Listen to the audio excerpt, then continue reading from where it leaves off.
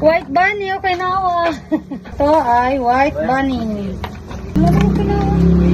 Kunin mo ka doon. Mabusan tayo ng Okinawa, refill. Natin siya ng creamer.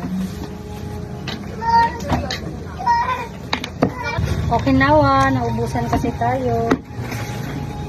So, kuha muna tayo rito guys. Ito nga ay large. Mamaya i-refill ko siya dito. Pagyan natin siya ng creamer. At syempre, lalagyan natin yan ng sugar. Ito yung pampatamis. Syempre. Ganyan. Okay? So, imimix na natin siya. So, imekos-mekos na natin yung mga milk tea. Kanina, ito nga ay white bunny na small. Mekos-mekos na yan. O, diba?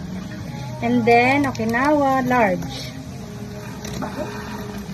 Ay, hindi pala small, medium pala to. Yan. Yan lang siya, guys.